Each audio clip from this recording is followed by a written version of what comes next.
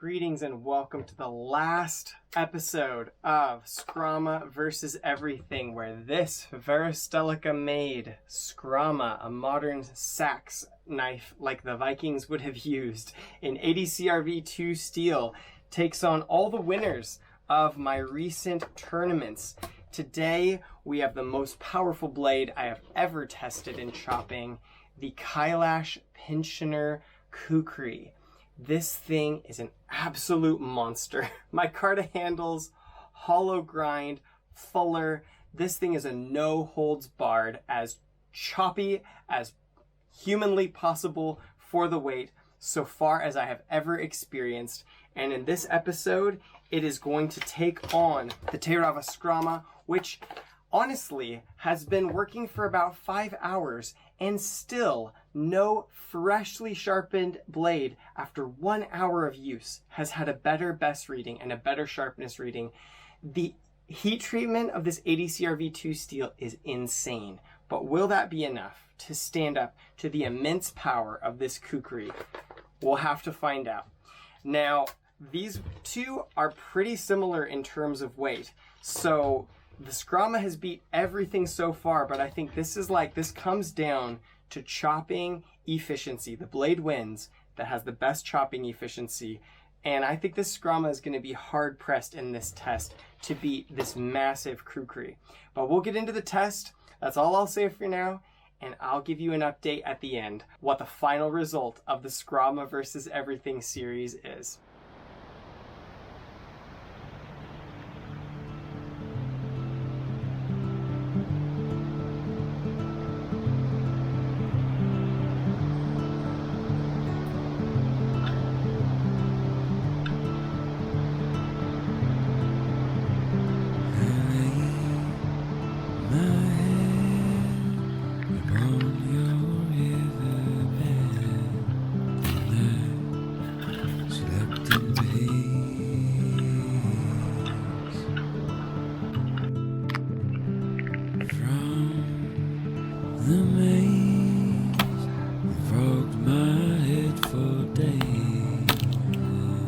Coming. Couldn't see. Okay, down. Nor could I dream.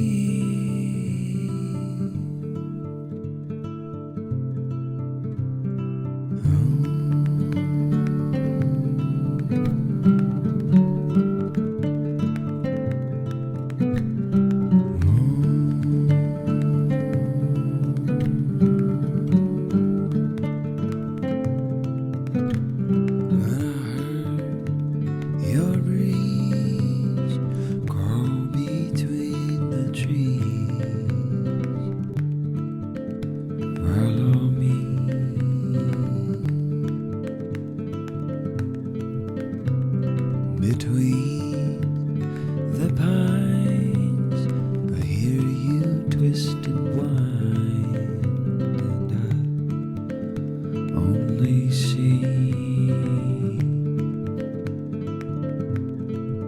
you in that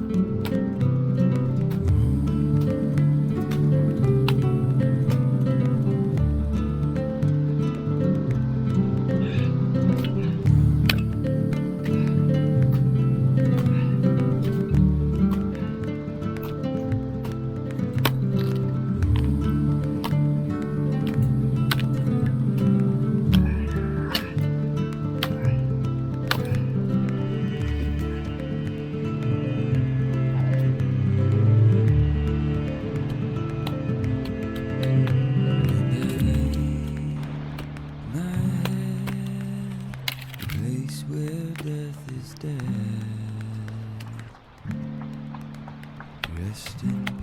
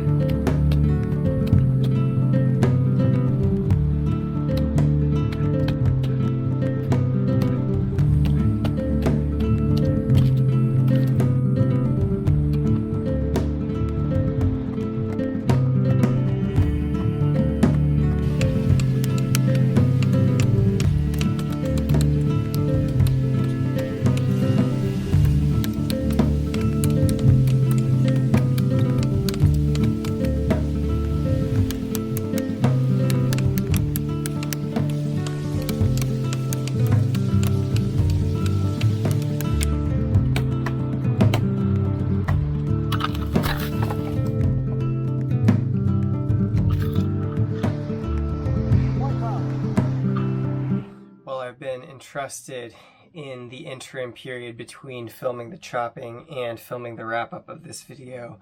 I've been charged with a sacred responsibility to relay a message to you. My daughter Mara is learning to write, and she wrote this note, which I'm not sure is even showing up. There we go. And she gave this to me, and she asked me, she's like, Dad, you gotta show all of your YouTubers this and tell them this encouragement.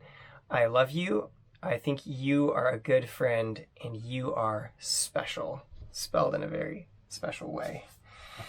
And God, I told her that I would do that. So, you know, for what it's worth, my awesome 6-year-old daughter thinks that you are a person who is worth loving, and you are able to be a good friend, and that you are very special. And I think the world would be a better place if we had a lot more people like my 6-year-old daughter. Anyway, we'll get on to the wrap up for today's episode. I have gone back and forth in my mind because both of these chopping tools are of such an excellent caliber. It has been difficult to decide what criteria to zero in on and which one to call the winner. But I've made up my mind, and I'm going to go through the pros and cons of each of these in order, and then I will let you know what my decision is. We'll start off with the Kukri. Forgive the bit of rust. I'll clean this up before I send it back to you, Andrew. The Kukri. This is a phenomenal chopping tool, weapon, whatever you want to call it. This blade is epic. You can throw just about anything at it, and it will just bite and chew through wood of almost any diameter, rhythmically and systematically just nibble its way right through a tree. This Kukri is awesome. It's the Kailash Pensioner is the model. It's got a hollow grind up here, which allows it to bite in deep, and a fuller that they've adjusted to really dial in the balance. It's got a sort of very dusty, dirty, I'll clean that up as well, Andrew, maroon canvas micarta handle, and your sort of traditional Kukri pommel. And that's where we'll start in terms of the cons. So I do find that I often, when I am coming down at something and I want to apply a lot of force, I do find it useful at times to double up my grip. And I did find that when you're using this one, your fingers and the palm of your hand, they do smash into this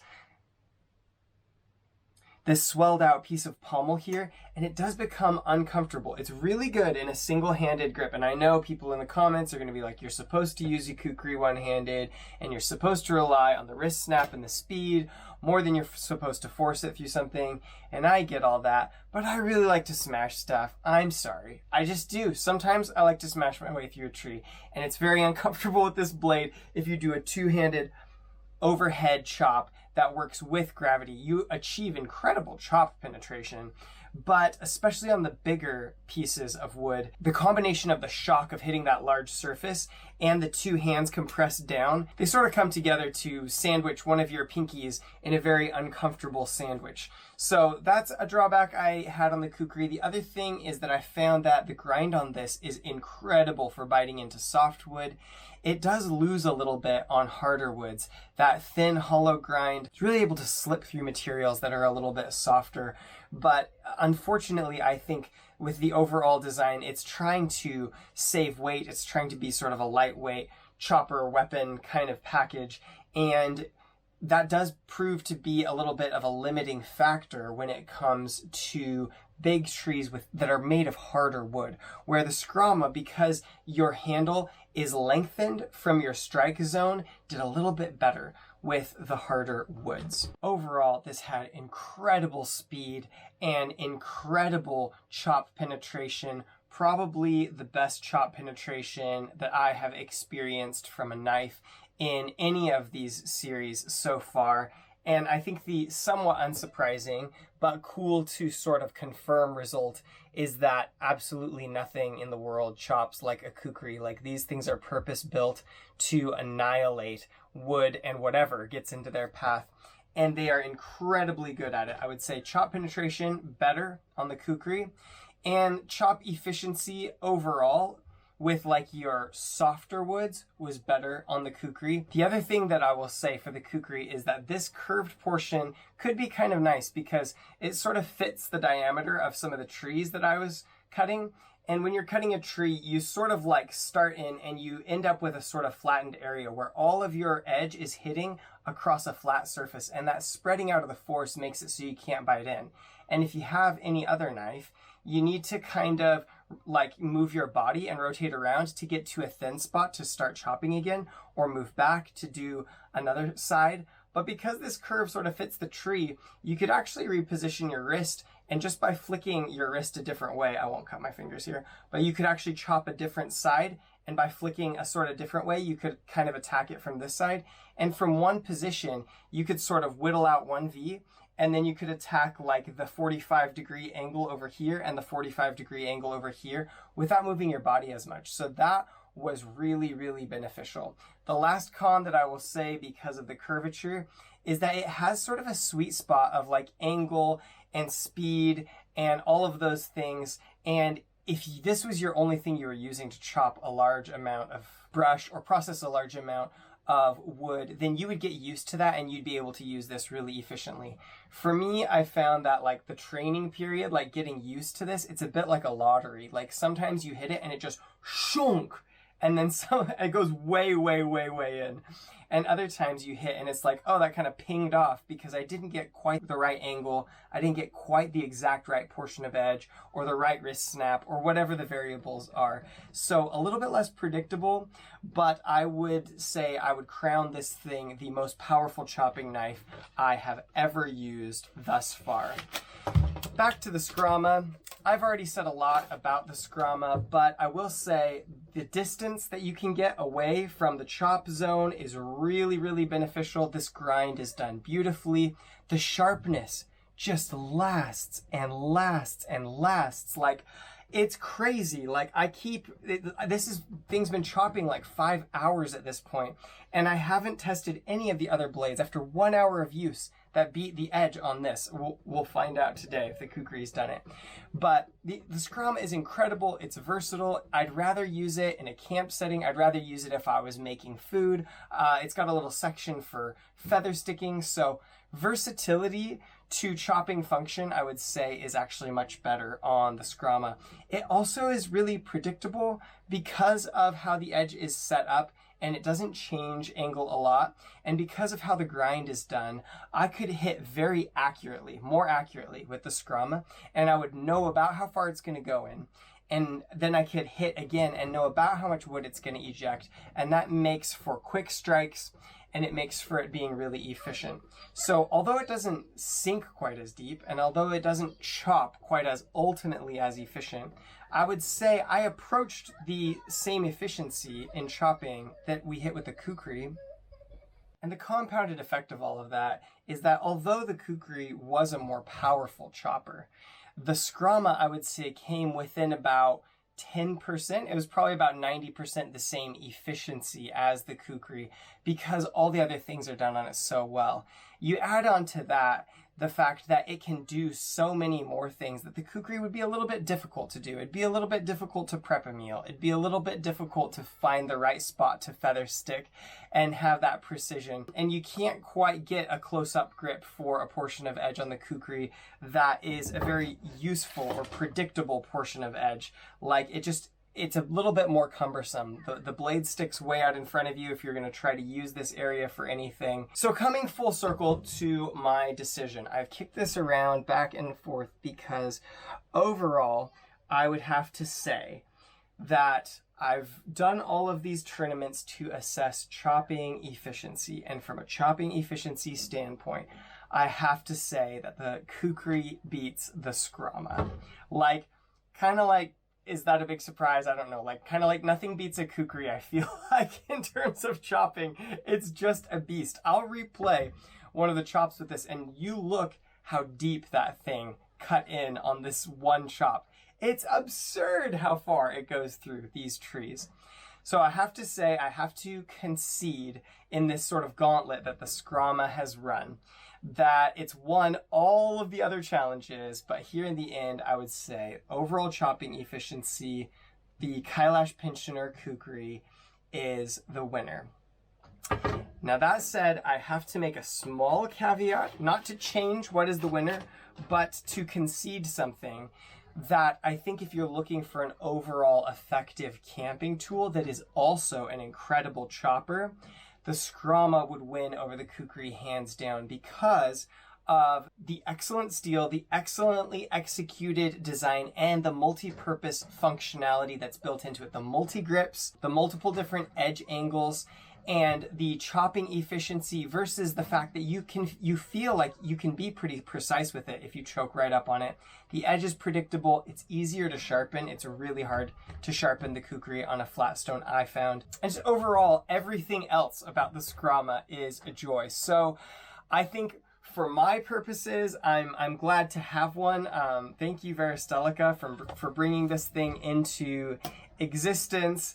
And I think for the things that I want from a fixed blade, the Skrama really fits the bill more than anything else if I look at the whole scope of applications for a large camping blade.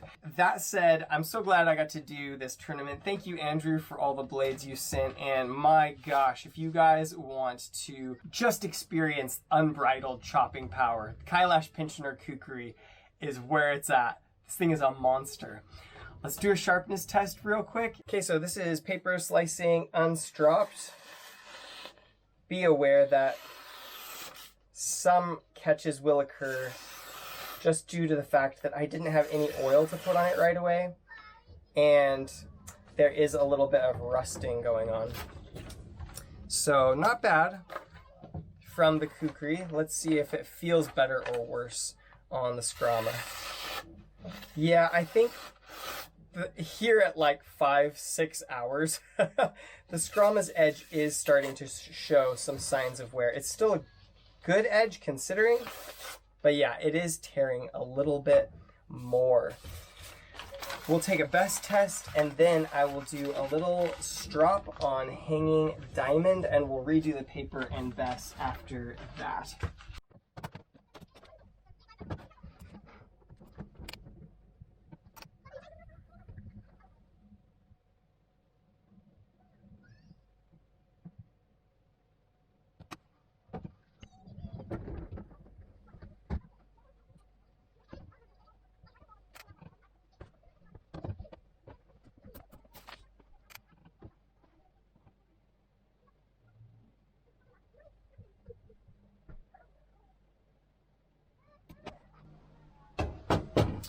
.423. So on the unstropped reading, we finally have a blade at 1 hour, mind you, this isn't a fair fight, that has beat the Skrama after 5 hours. I'm gonna go strop this on some 0.25 micron stroppy stuff, diamond, on hanging kangaroo strop real quick, and I'll be back to redo the 2 tests. Okay, so started out at about 95 Bess, 5 hours of chopping ago. We just broke 400 after 5 hours, 400 grams Bess after 5 hours. A quick 10 strokes on kangaroo leather with diamond compound. Let's see if and how much that gets us. We were up at 500 with that first reading, so let's see if that gets us under 500 or even back down into the 4 or the 300s.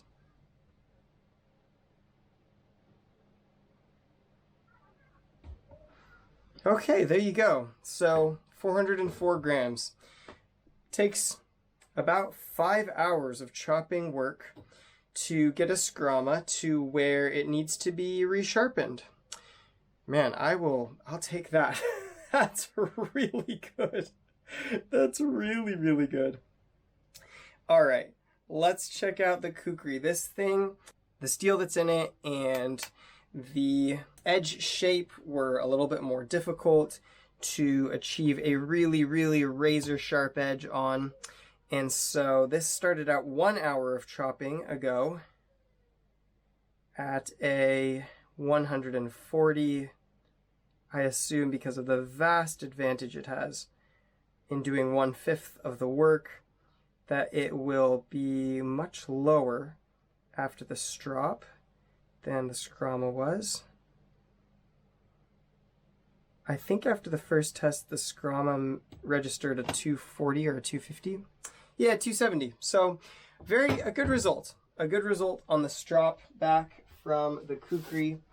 Let's see if the diamond strop has eliminated those bind up points in the Skrama's edge, or if we're still a little bound up. There's still a spot out at the tip right there. I actually hit the tripod with that, and it was cutting fine, but after you hit something metal and then you try to bash it through wood a few times, it's pretty brutal. Yeah, I would say working edge. Decent. Working edge, you could still chop with that. You could still survive on that. Not great. Kukri's definitely stropped back sharper, but of course, as we're aware, it's not apples to apples here because it has not been through nearly the amount of chopping. But it's a good control test for the series to make sure that things are pretty accurate across the board. And I would say a good result. I'm actually pleased with the steel. Whatever steel is in this Kailash Pensioner, they did a really good job with it overall. I will put this thing under the microscope so you can see what the edge damage looks like, or if it's even very detectable under the microscope after 5 hours of chopping. So you check that out here. Alright, this is what our edge is looking like on the Terava Skrama.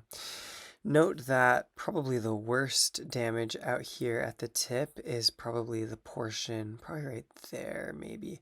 I bashed a portion into the tripod, and so, oh, maybe it was that. Some interesting things to note is that we took it to quite fine diamond. This is the back side. You view more bending on the other side. I'm not sure if that's just the lighting.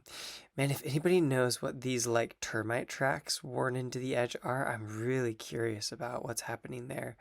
I guess perhaps it was rust that then was polished away by plunging it through the tree again.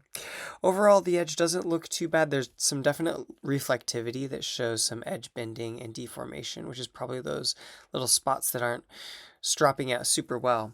This is the edge on the Kailash Pensioner, and interestingly, the 3000 grit waterstone left a much coarser finish under the microscope and not nearly as polished.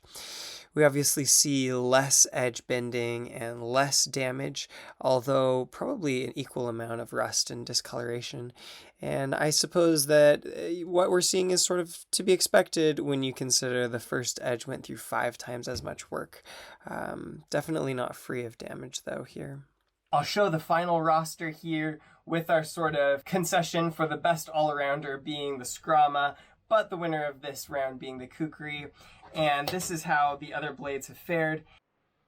Overall, I have to say I am incredibly pleased with the work that Veristelica has put into this blade. This is one of my new favorite large fixed blades, and considering the price point of being like 60 to 80 USD if you get it from them, you'd be hard pressed to find a better chopper for the money or a better steel that's better heat treated for the money, in my humble opinion. If you spring for one of these guys and you end up buying one, I do recommend the leather sheath that they do. I got the double carry sheath because I got a mini Skrama that will probably show up in some later videos. Did I need it?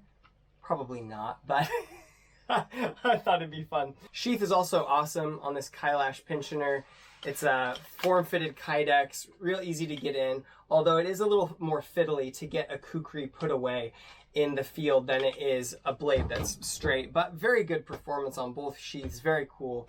So there you have it. I'd say Terava Skrama 240, best value fixed blade in my opinion, best camping companion if you're going to try to get a single carry option from the options that exist presently.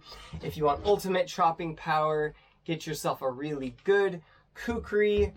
I hope you guys have enjoyed this as much as I have. I don't have any more chopping blades right now, so I'll probably take a little bit of a break from doing the chop tournaments, but if you guys have input of what you would like to see next, I can see if I can get my hands on anything.